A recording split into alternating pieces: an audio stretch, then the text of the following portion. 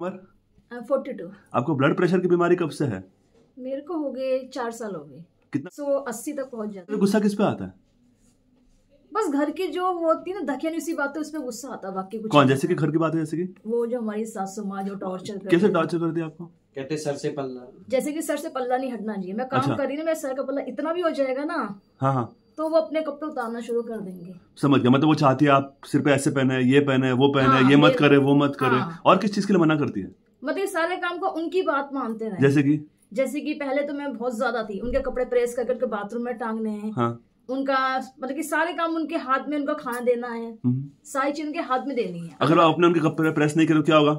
वो तो पहले तो वो फेंक देते थे, कपड़े प्रेस करके चाहिए। अगर खाना बना के आई ना मैं, उनका खाना नहीं निकाला मैंने, तो खाना गिरा देंगे वो। तो आपकी बीपी बढ़ने का जो कारण है ना, वो आपकी सास है। ठीक है, आपके बच्चे बहुत अच्छे हैं, हस्बैंड बहुत अच्छे हैं आपके, लेकिन प्रॉब्लम क्या है ना, छोटी छोटी बात में नुक्स निकालने से फिर सामने वाले को गुस्सा आता है।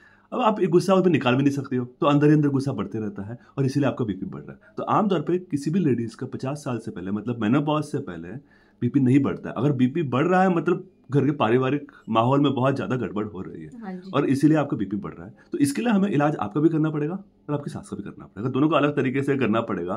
क्योंकि ज्यादा बोलना भी, किसी का जरूरत से ज्यादा बोलना भी आपको गुस्सा दिला रहा है।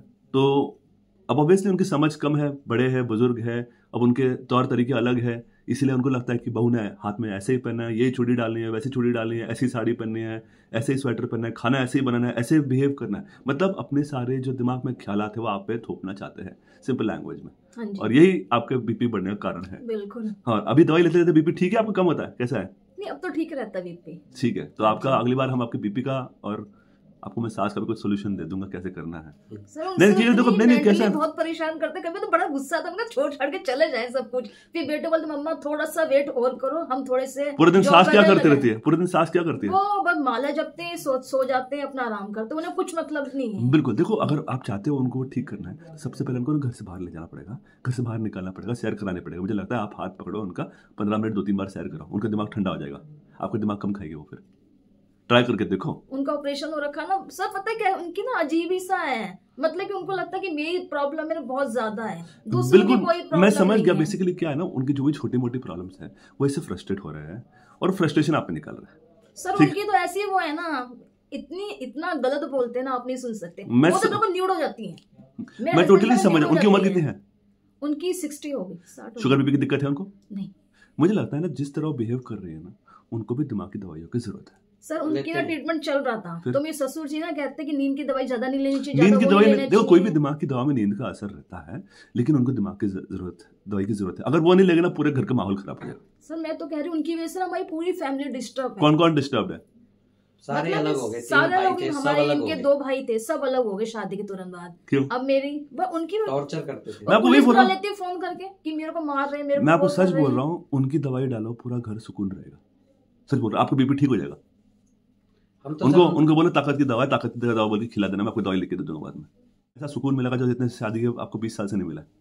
हम तो सर बिना मतलब से बात भी नहीं करते। हमारा मन ऐसा रखा ना, उनसे बात नहीं करते। तो प्रॉब्लम क्या है ना, कोई लेडीज में ऐसी प्रॉब्लम्स रहती है, वो उल्टा फुल्टा बोलना इतना, और वो उनको ये नहीं समझ में आ रहा कि वो सही बोल रहे हैं गलत बोल रहे हैं। अब उनकी एक बेटी है, ठीक है, अच्छी फैमिली में जा रखी है, सारे काम करने में सर्वेंट लगे हुए, फिर भी होती है कि मेरी बेटी खाना क्यों बना के देगी नंद को।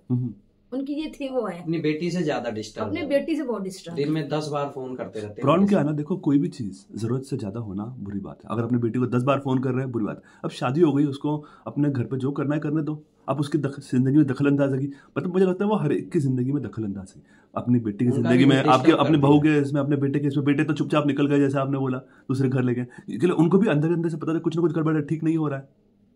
क्यों?